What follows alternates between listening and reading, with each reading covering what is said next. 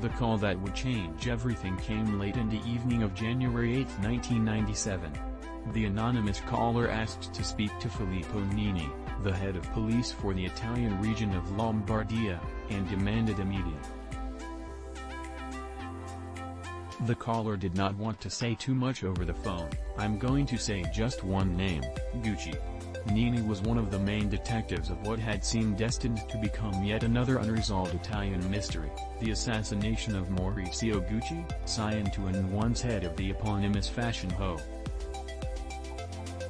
2 years earlier, on the morning of March 27, 1995, Gucci was fatally shot by an unknown gunman as he entered the building where he worked on Via Palestro 20 in Milan, a stone's throw from the city's fashion district.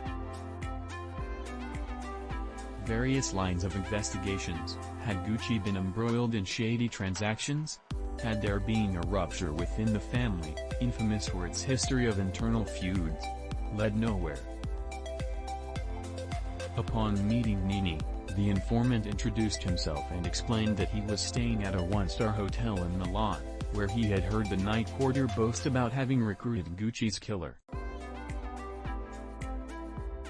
The revelation led the authorities down a winding path that eventually unraveled an assassination plot that placed, in the center of it all, in a plot twist too trite even for soap operas, Gucci's ex-wife, Patrizia Reggiani. Interview requests from Forbes to Reggiani went unanswered.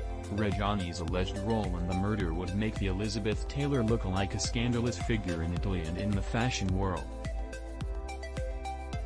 Her notoriety lives on, with the woman nicknamed by the press Lady Gucci to be portrayed by Lady Gaga in a planned Ridley Scott film about the murder, a cinematic event first rumored nearly 2 decades ago, when the project was associated with director Martin Scorsese.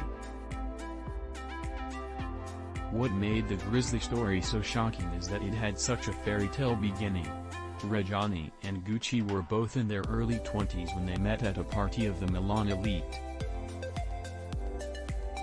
The grandson of the House of Gucci founder was reportedly struck by Reggiani's beauty and asked a friend, "Who is that beautiful girl dressed in red who looks like Elizabeth Taylor?"